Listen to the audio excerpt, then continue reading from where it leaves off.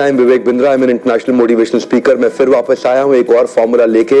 दुनिया बोलती है विवेक जी आपके वीडियोस इसीलिए देखते हैं क्योंकि आप एक फॉर्मूला देते हो, और मैं जानता हूं आज आप फिर मेरे चैनल पे आए एक नया फॉर्मूला देखने के लिए। आज का टाइटल है your compounding learnings will get you compounding earnings. Come on, क्या टाइटल है? Your compounding learnings will get you compounding earnings. Earnings तो सब चाहते हैं पर लर्निंग बिहाइंड अर्निंग पर लोग फोकस नहीं करते हैं। लेट अस सी आज का फॉर्मूला क्या है। आज का फॉर्मूला है the best investment of your cash can any time crash but the best investment in your brain will get you highest gain. बड़ा कमाल का फॉर्मूला है, मैं बताऊं आपको, समझ आएगा तो मजा आ जाएगा।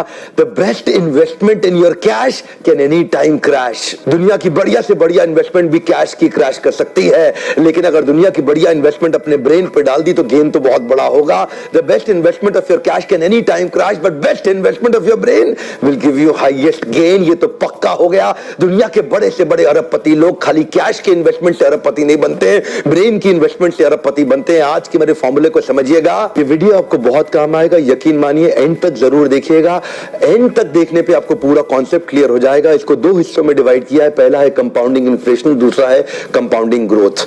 आज पहले हिस्से से शुरू करते हैं। जो कंपाउंडिंग इन्फ्लेशन ये एक ऐसे राक्षस के समान है जो आपके सारे धन को खा जाएगा। ये एक ऐसे राक्षस के समान है जो आपको पता भी नहीं चलेगा, आपको दिखाई भी नहीं पड़ेगा, लेकिन आपका सेविंग अकाउंट आपका सेविंग अकाउंट नहीं होगा, वो आपका शेविंग अकाउंट होगा। आपका सेविंग अकाउंट आपकी सारी सेविंग को शेव ऑफ कर देगा। आप सोच रहे हैं आप सेविंग अकाउंट में पैसा सेव कर रहे हैं, सेव नहीं कर रहे हैं। सेविंग अकाउंट आपके पैसे को शेव कर रहा है, वो खत्म कर देगा आपके पैसे को। क्योंकि इन्फ्लेशन एक ऐसा राक्षस है जो अदृश्य राक्षस है, जो आपको पता नहीं चलेगा लेकिन सब खा जाएगा। ये इसके बारे में बहुत लोगों को समझ नहीं है, जानते हुए भी समझ नहीं है, भूल जाते हैं। कैसे? मैं आज आपको 3-4 उदाहरण से समझाऊंगा कि कंपाउंडिंग इन्फ्लेशन है क्या। ये चक्रवर्ती इन्फ्लेशन, कंपाउंडिंग इफेक्ट को पहले समझना पड़ेगा। कंपाउंडिंग इंटरेस्ट को मेरे पिछले वीडियो में आपने देखा, आइंस्टाइन कहते हैं ये 8वां अजूबा है। जानते हैं मूल पे लगता है ब्याज, और मूल के ब्याज पे जब लगता है ब्याज, और मूल के ब्याज के ऊपर जब मिलके लगता है ब्याज,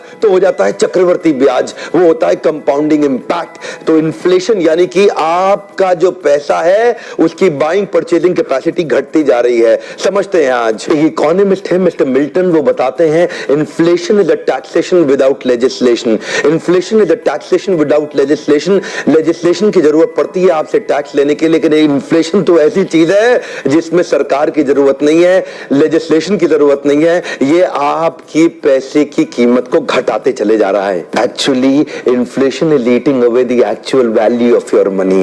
inflation is eating away the actual value of your money. जो आपके पैसे में जो पैसा था, जो आपके पैसे की जो कीमत थी, वो रोज कम हो रही है, वो रोज कम हो रही है। समझते हैं और समझना चाहेंगे। पहले उदाहरण से समझते हैं। सन 2000 के अंदर जो स्टूडेंट एमबीए करते थे, उस समय एमबीए की एवरेज, कॉलेज की एक एवरेज फीस हुआ करती थी 2 साल की 2 लाख रुपया। लेकिन जो एवरेज पैकेज लगा करता था उस समय 3 लाख रुपए का एवरेज पैकेज लगा करता था सालाना। आज 15 साल के बाद सन 2000 से 2015 में अगर हम देखें तो जो एवरेज फीस हो गई है एमबीए कॉलेज की, वो हो गई है 20 लाख रुपया। लेकिन जो एवरेज पैकेज पास आउट होने पे लगता है वो लगता है 9 लाख रुपया। इसका अर्थ क्या हुआ? कॉस्ट ऑफ एजुकेशन तो बढ़ गया 2 लाख से 20 लाख यानी कि 10 गुना, लेकिन जो कॉस्ट ऑफ अर्निंग बढ़ी वो कितनी बढ़ी? 3 लाख से 9 लाख यानी कि 3 गुना। इसका अर्थ क्या हुआ? कॉस्ट ऑफ एजुकेशन तो बढ़ गई आपकी 10 गुना, लेकिन रिटर्न और इन्वेस्टमेंट बढ़ी केवल 3 गुना। खर्चा आपका 10 गुना बढ़ गया लेकिन इनकम आपकी केवल 3 ही गुना बढ़ी। इसी को बोलते हैं इन्फ्लेशन। खर्चा बढ़ गया 10 गुना, इनकम बढ़ी 3 गुना, इसी को कहते हैं इन्फ्लेशन। राक्षस है, खा रहा है आपके पैसे को, रोज खा रहा है और आपको पता भी नहीं लग रहा। ऐसा चोर जो आपके सामने आपके पैसे को खाता जा रहा है। With the compounding annual growing rate of 8%, this inflation is your major wealth destroyer. 8% चक्रवर्ती ग्रोथ के साथ जो इन्फ्लेशन बढ़ रहा है आपकी वेल्थ को रोजमर्रा डिस्ट्रॉय कर रहा है। एक ऐसी केस स्टडी देने वाला हूं जिसको सुन के आप हैरान रह जाएंगे। Actually inflation is not just cutting your return on investment, लेकिन कई जगह पे तो it is inducing your negative growth.